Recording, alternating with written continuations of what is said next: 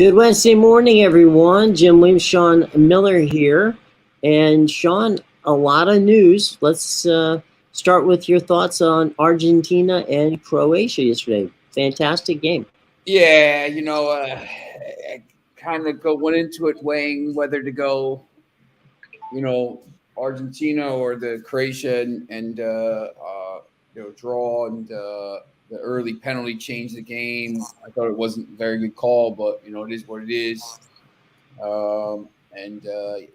Early goal, Croatia had to push, and it was they ran out of legs. Kind of something I've been talking about. I thought they were going to run out of legs at some point. I thought maybe it was going to be last game, but they didn't, and here they did. You can't fall behind in games early in these games, especially against a team like Argentina and Messi, who just ran the show after that, and Julian Alvarez had that. The third goal was fantastic. The second goal was a little bit lucky because a couple guys didn't clear it, but. Croatia, what can you say? They got to a semifinal, but this Argentina team looks to me like maybe they were kind of destined to get to a final. What happens now? It'll be interesting, but it'll be pretty interesting to see. After today's game. Yeah, I mean, I think that the legend of Messi definitely was etched in the history books yesterday. Yeah, he's unbelievable. Messi's second final now. He was in the final in 2014, lost in extra time to Ameria Götze goal. Here, I think if they play Morocco in the final, they'll be huge favorites. If they play France, I think maybe France will be a little bit of a favorite, but it'll be a pretty even game. So the last time they played in the last World Cup, France and Argentina, it was a 4-3 game in the round of 16. So probably the best game of the tournament. So right after France and Spain and Portugal played a 3-3 game. It was like a day after that. So, there were some pretty good games. But, I think that would be a pretty interesting game as well. What about let's talk for just a moment about how the whole thing was handled at the end. I mean, the post-game interviews, there was just an air of class to both sides. I mean, there wasn't excuses, there wasn't whining and all of that stuff. The Argentinians were excited, as they should be, and the Croatians were gracious in defeat. Yeah, I question the penalty a little bit, but yeah, I mean, I think they just kind of, when you lose 3-0 to, and Messi's, just does something like that, it's tough. And this team, they got to a semifinal. The Croatia's once again a tiny country. I mean, it's got 4 million people, less people than in New Jersey, right? And it's they've been to a World Cup final and a World Cup semifinal, and 20 years ago they weren't even a country. So whenever they kind of split off, or they weren't recognized 25, whatever, when they started playing in the World Cup, I think 30 years ago. So, I mean, to build this history so quickly, it's been pretty amazing to see what they've done. But yeah, yesterday the better team won, so there's not really much you could say. When I broke down the game Monday night on the show, they asked me about the over, and I said, look, if it's over, it's because Argentina is going to score 2 or 3 goals. If it's an under, it's because Croatia just shut them down, and it's going to go to extra time, and it ended up as the former, not the latter, and just picked the wrong. But yesterday you said that you liked Argentina anyway.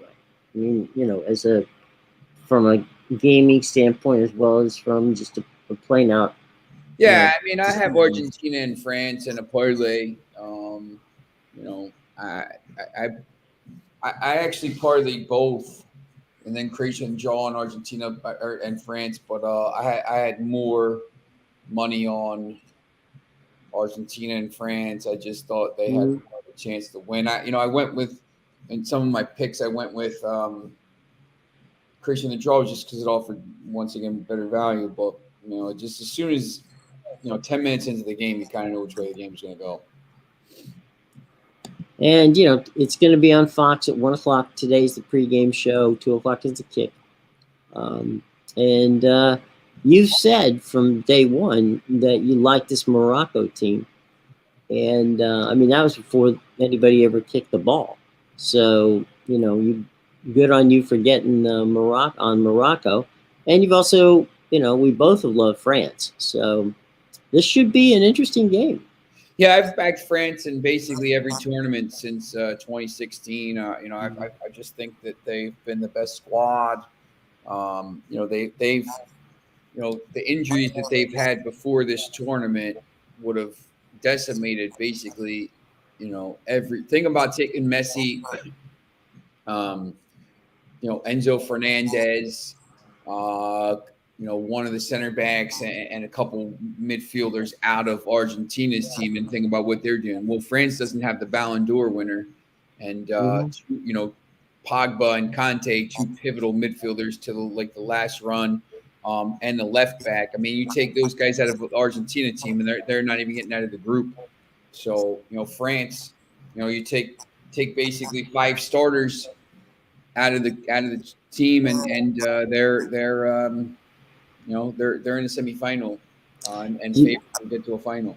Do you have any thoughts on the awards? The Golden Boot, the Ballon d'Or, the whole. Right now Messi is on. I think they're both on. Messi's played 6 games. He has 5 goals and 3 assists, so he's leading it. Mbappe has 5 goals and 2 assists, but he's played 1 less game, and he didn't even play in the. He basically played a couple minutes in that 3rd game against Tunisia there, so he's basically done it in 1 less game. Julian Alvarez 4 goals. So if Mbappe can score. If Mbappe scores today 1 or 2 goals, he goes back into the lead. 1 goal gets him back in. But it does come down to minutes played as well. If Mbappe and Messi are on the even with points or goals and assists, Mbappe played less minutes, so he would get it. So we just got to see. We see him get a goal today. I think he'd be back in the lead. I think more about France winning the game today. Golden Ball right now is almost certainly going to be Messi. I would think he's unless Mbappe goes out and scores a hat trick today, I think Messi is probably going to be a lock to win that. Young player of the tournament at this point is probably going to be Enzo Fernandez.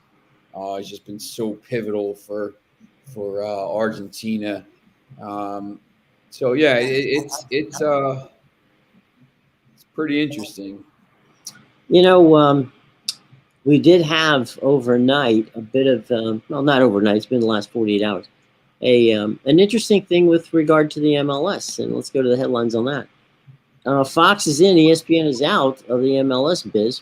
Apple owns all the rights, English, French, and Spanish. ESPN decided they wanted no part of buying games which were non-exclusive. And so from a linear standpoint, if you're going to watch MLS games this year, a package of 15 of them will be on Fox and Fox Deportes. The rest will be on Apple TV Plus. Apple TV Plus is going to put together a package, which they will begin to offer, that will give you all of the games.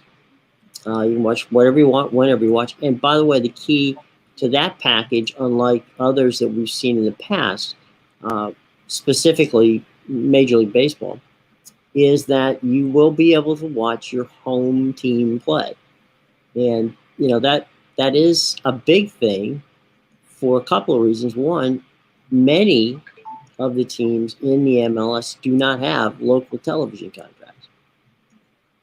So the opportunity now to see your, whomever you like in the MLS, basically you can do it through purchasing a streaming package directly from Apple.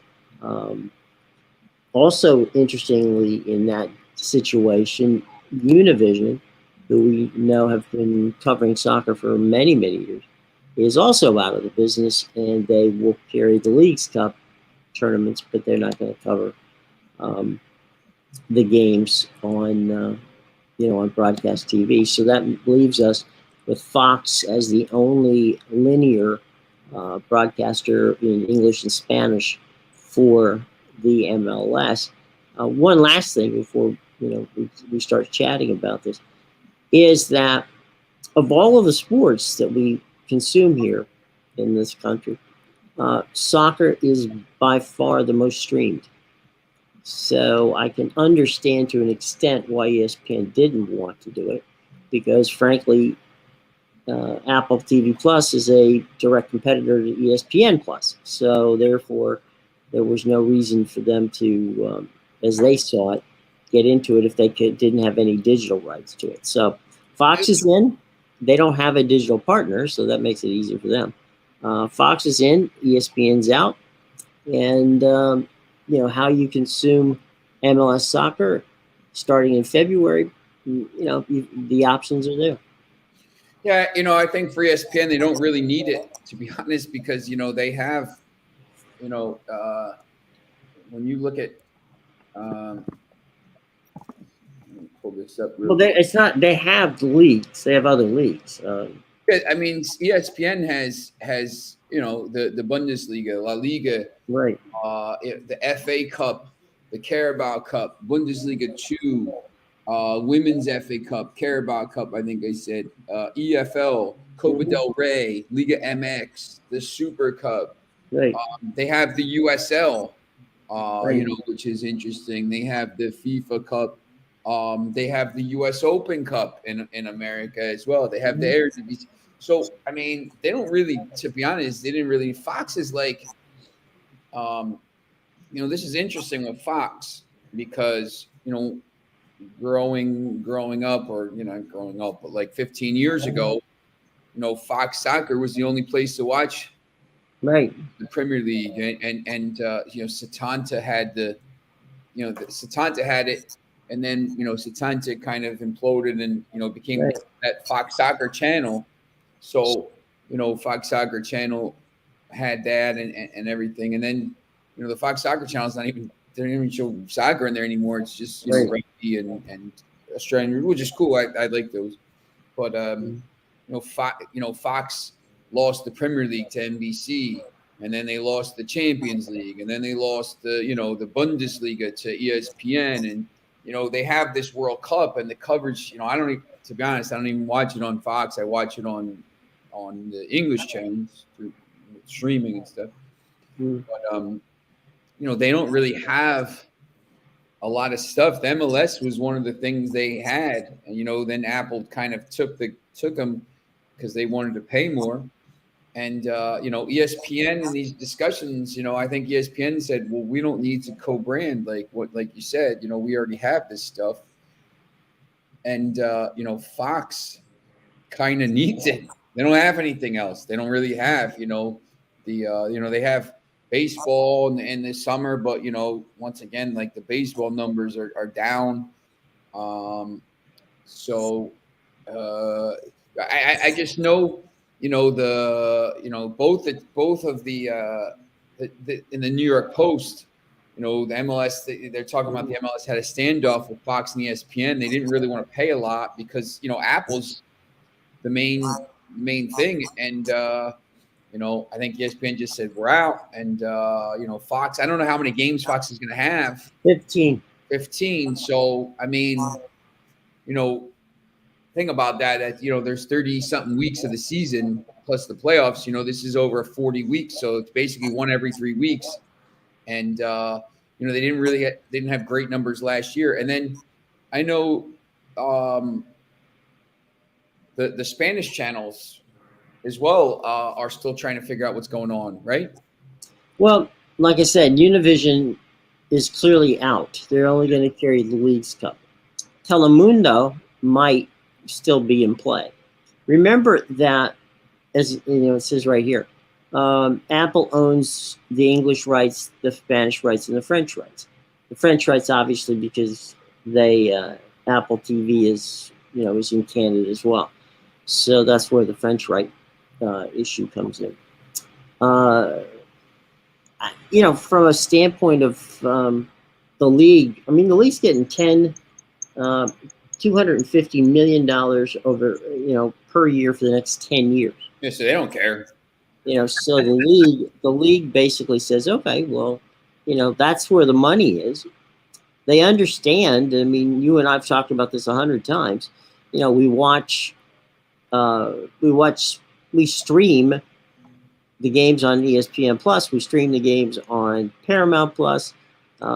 We stream the games on Peacock. So, putting Apple TV in the mix to me doesn't make any difference. I mean, it's okay, fine. We'll just watch it on Apple TV.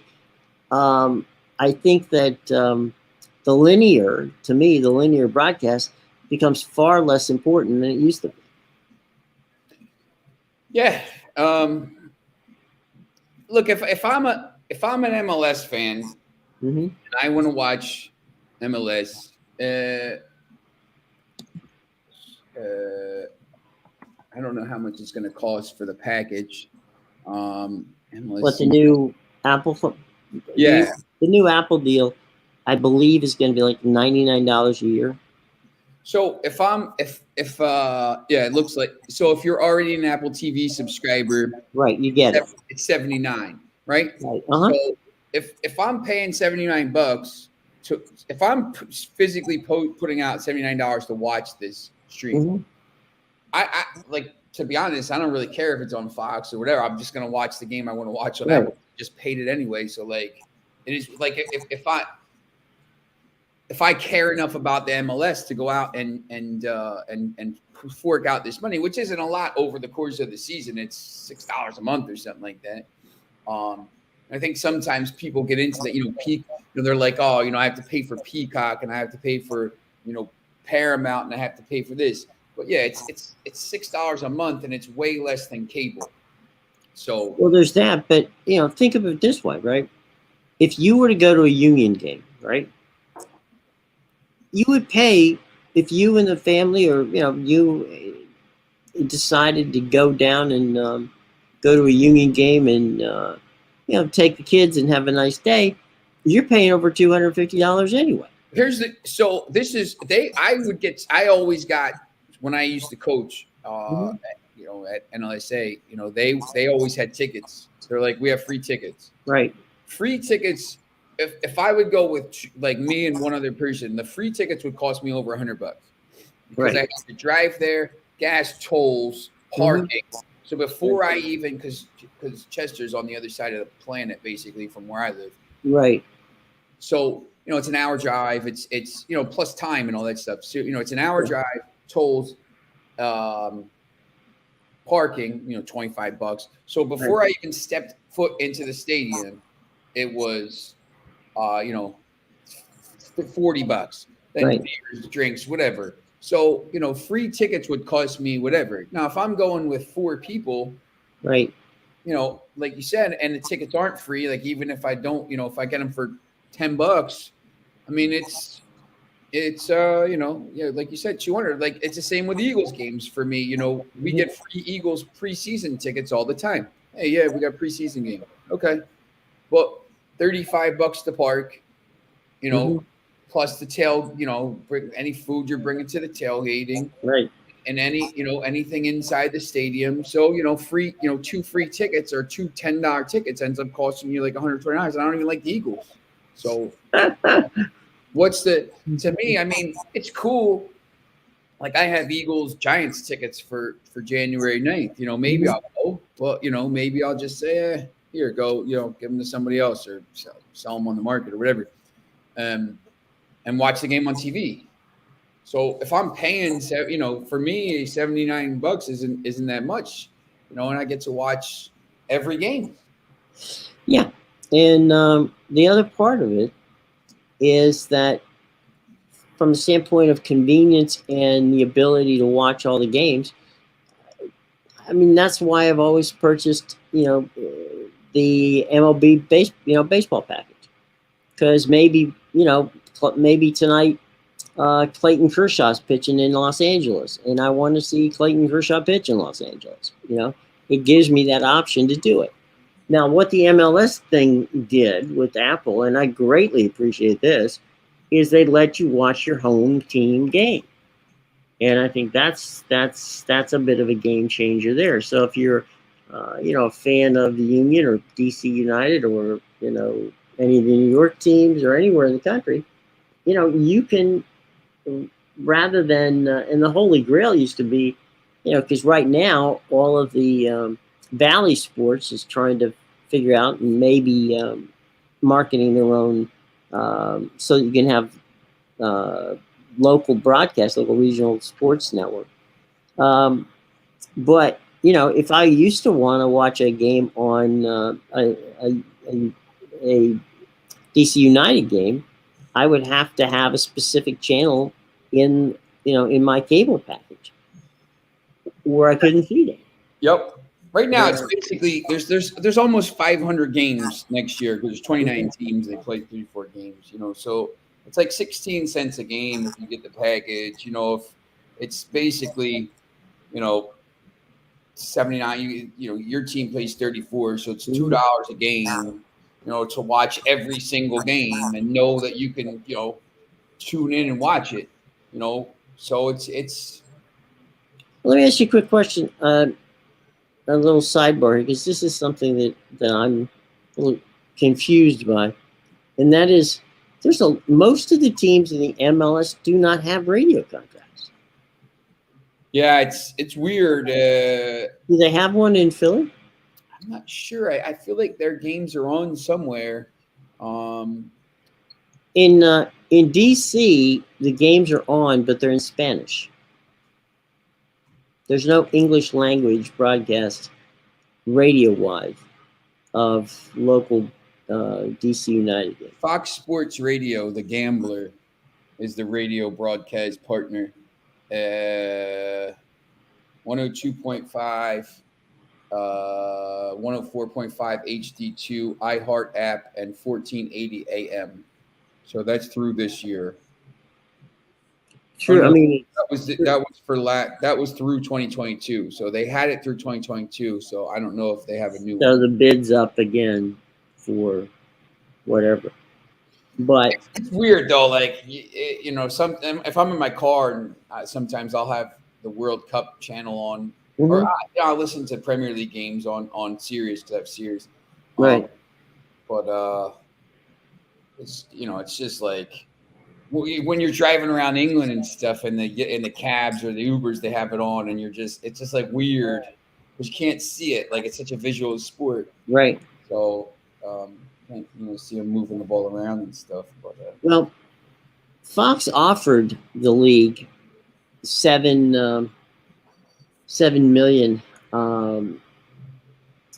for their package.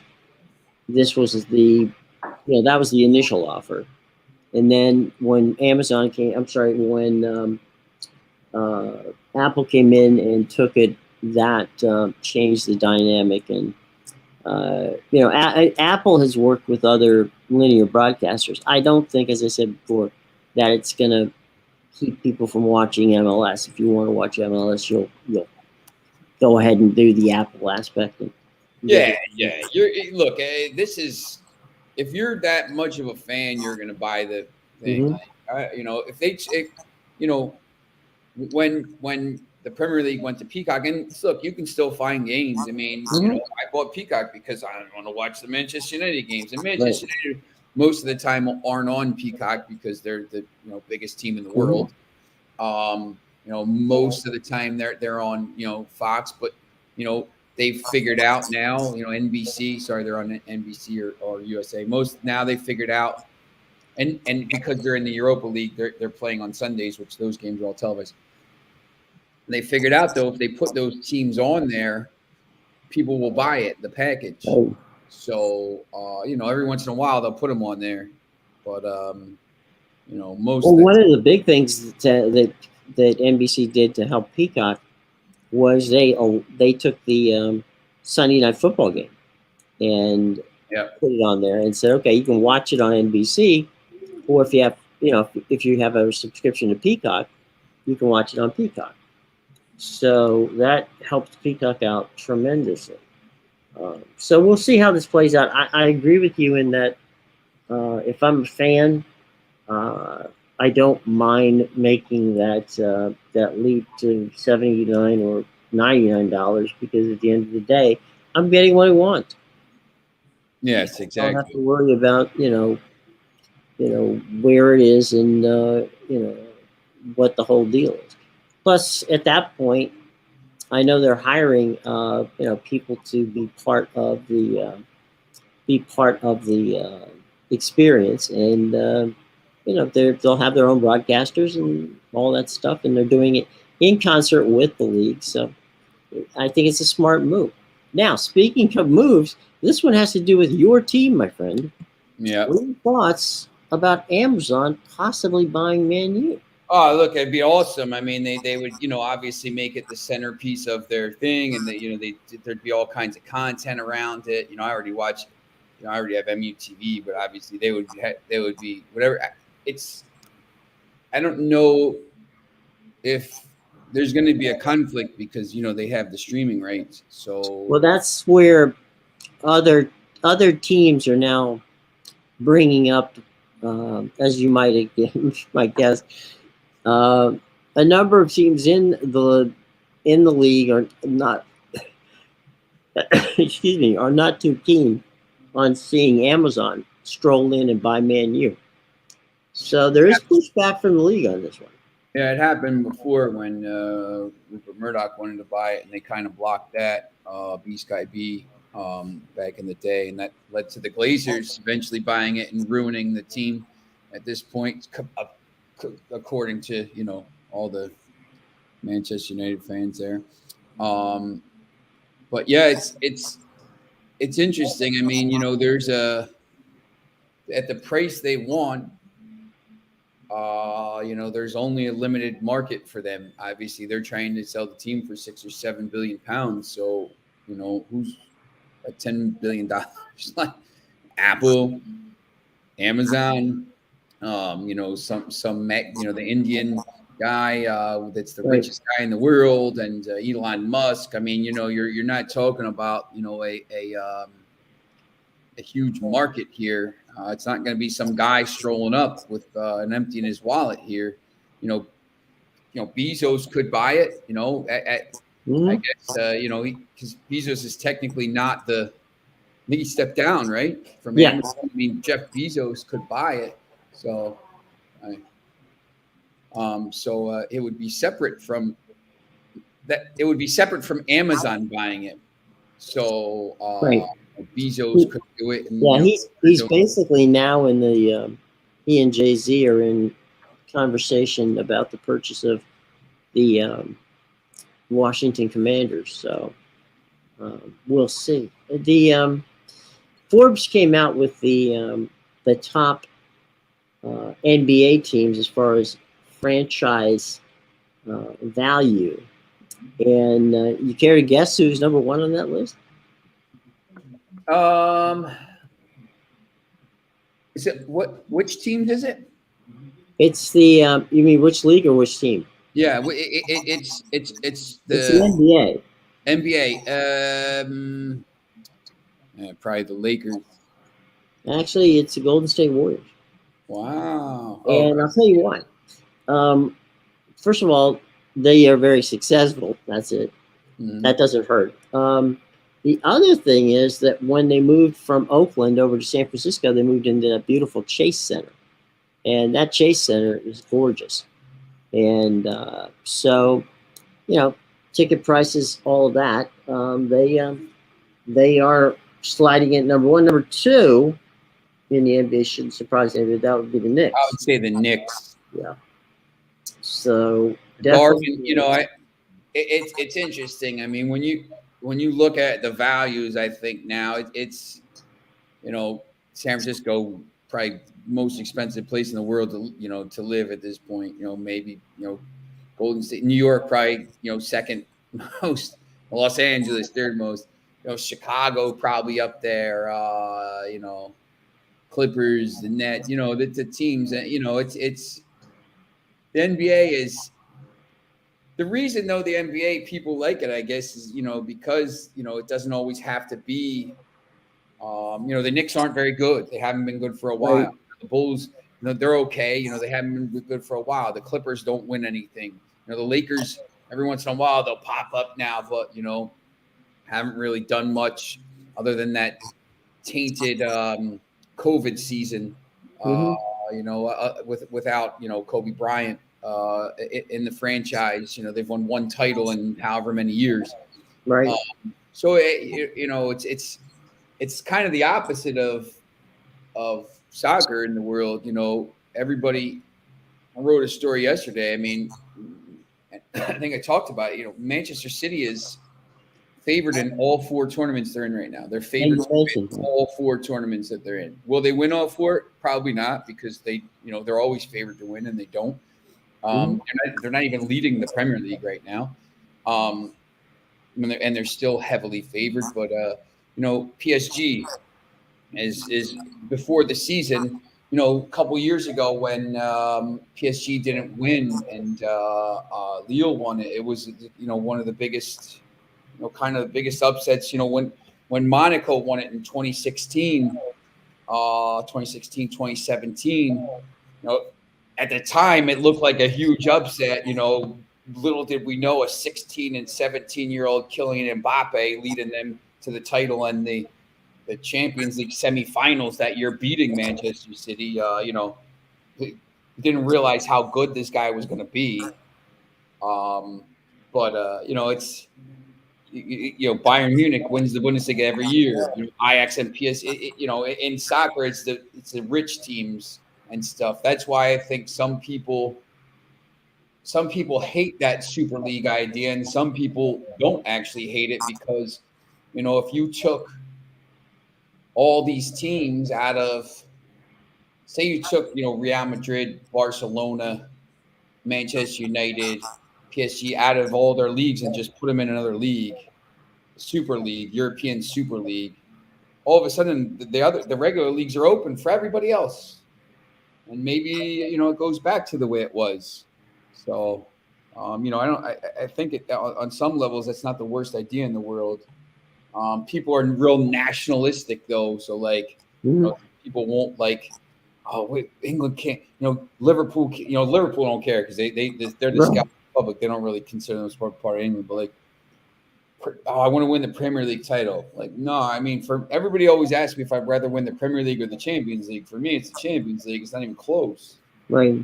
So, I mean, the Champions League, you get bragging rights in Europe and around, from that. Also, when you win the Champions League, you get to play, and you go to that the Club World Cup, and you play the winners of every other federation around the world, and you're the world champion. I mean, you're literally the world champions. Yeah. You're the best team in the world. You beat all the European teams, and you beat all the teams from around the world. I mean, that's that's the song we sing.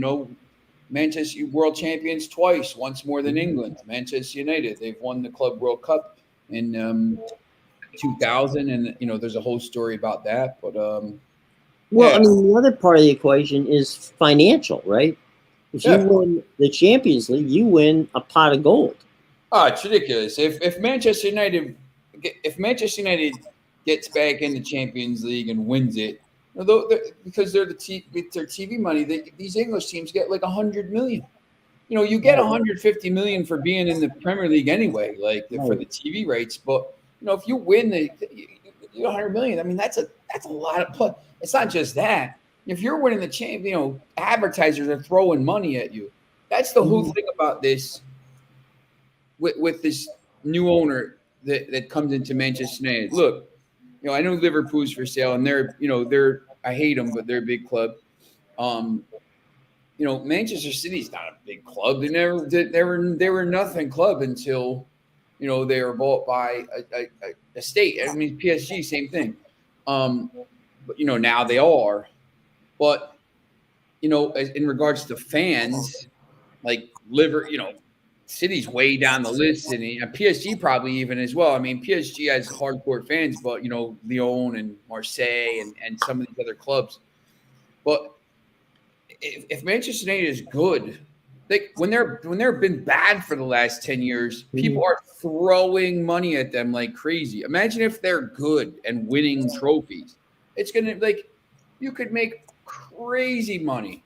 Amazon, Bezos sees it. I mean, he sees they got 650 million fans around the world, and the important thing is they got a lot of fans in America, they got a lot of fans in China, they got a lot of fans in India, in these developing countries where people are just starting to get like money to buy, TV rights and all of this stuff. So, I mean, it's crazy the stuff that can happen here. So, well, to your point, I mean, I've seen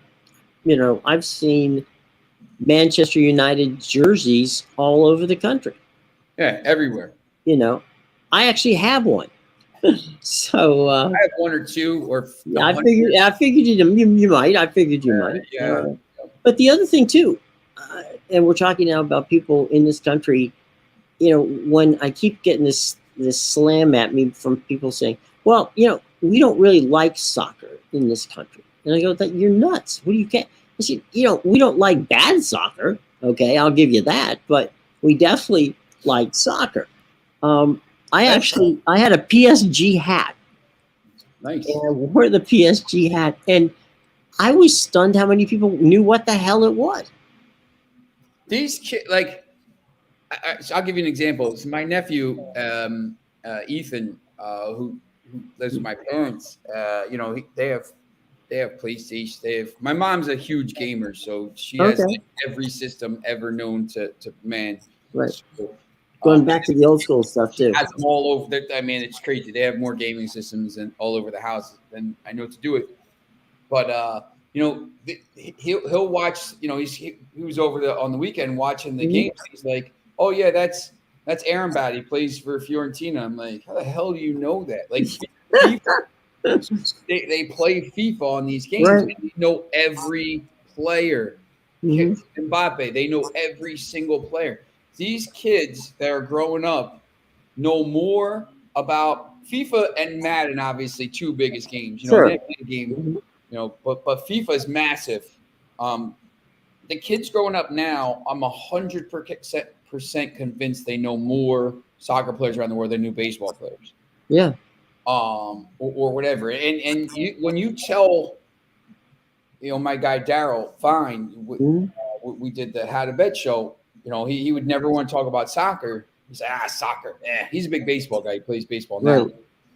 Right. But it's just not like these kids now, and just the dynamics of the country, because there's so many people from Central America and Mexico and Europe and all, basically everywhere in the world watches soccer.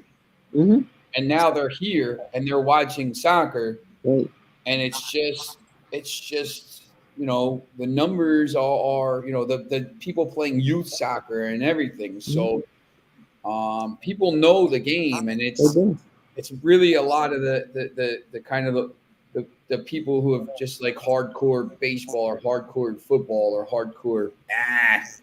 I'm not gonna. So, I mean, let's be honest, okay? We're in a business where some of the people, specifically, I'm calling you out, boys and girls, on the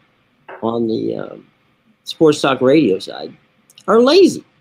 I mean, they don't want to do any research. They don't want to know. They don't care if it's a stick in a ball. Okay, fine.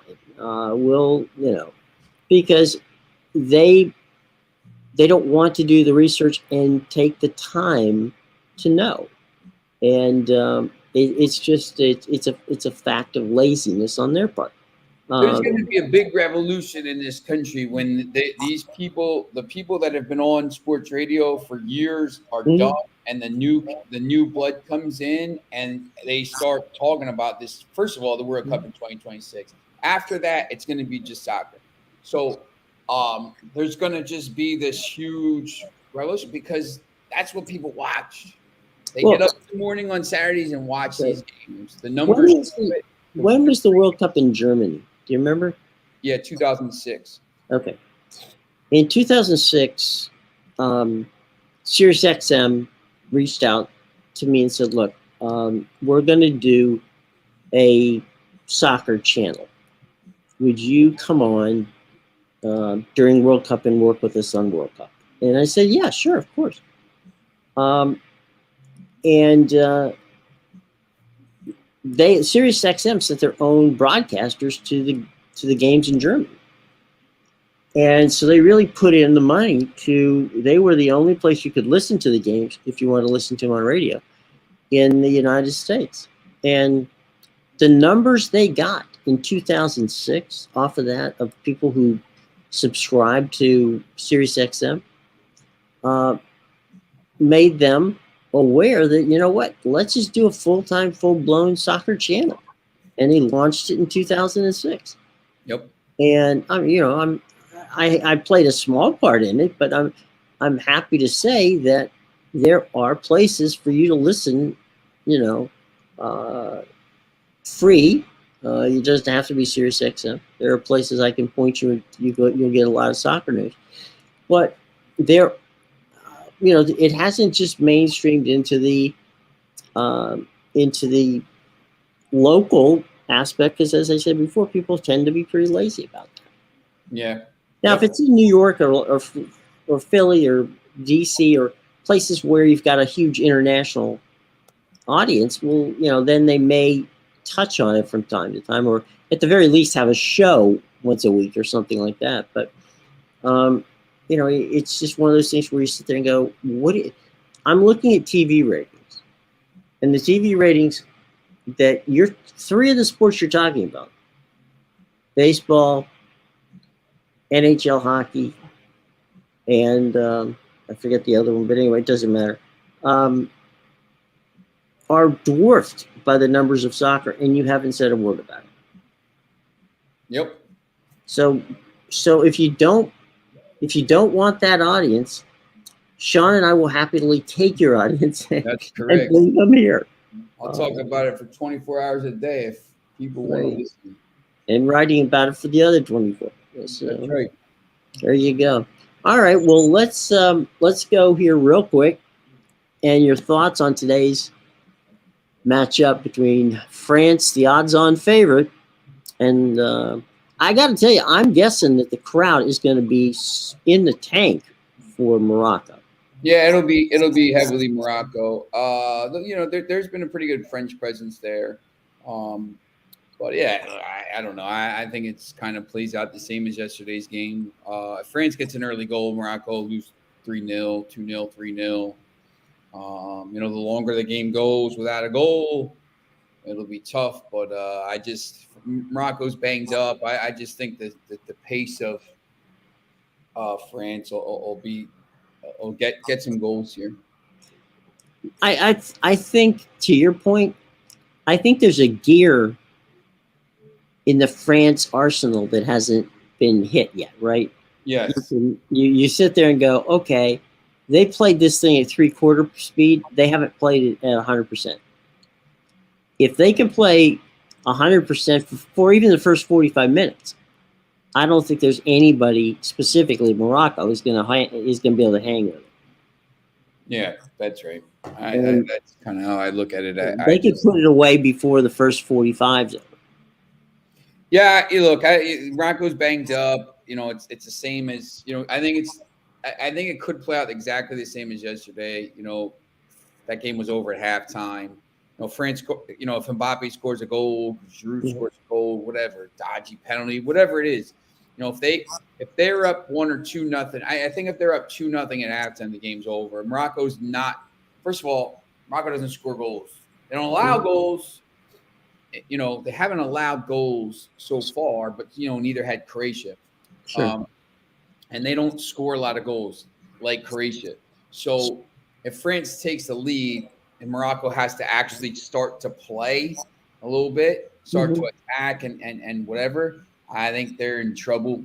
I just think France. So I've been on France the whole tournament. I'm not going to switch now.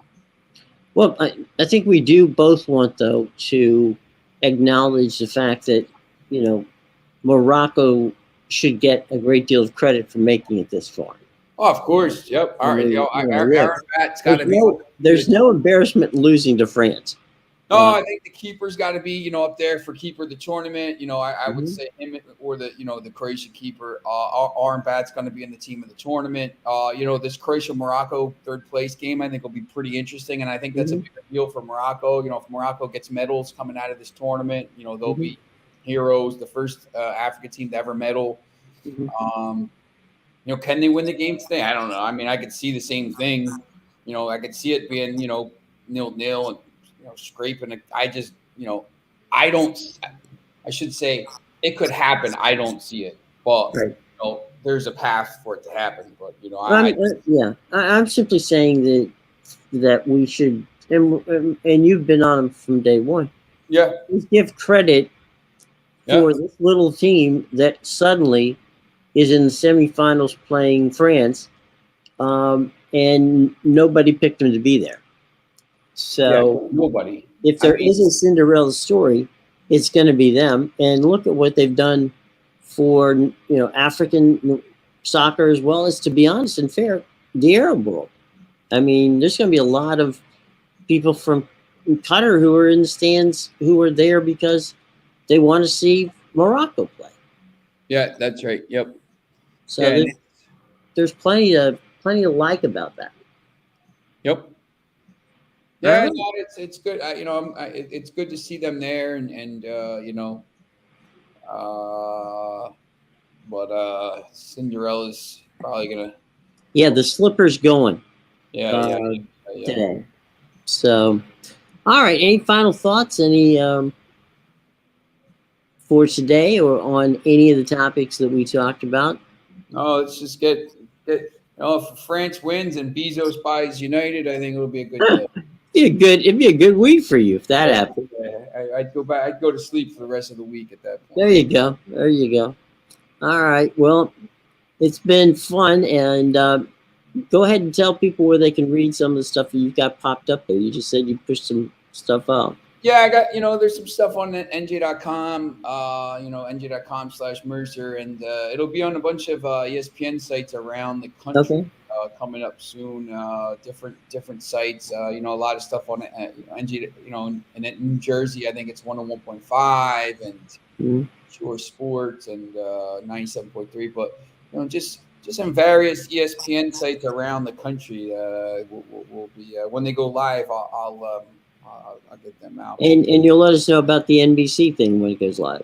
Yeah, yep. That'll be Monday next week. Monday at 6:05, I believe it starts. I'll be on every Monday at 6:05. So on NBC and Washington, and you could always watch on Monumental Sports Network as well, and on their Twitter channel. So you could. That's Ted Leonsis' network.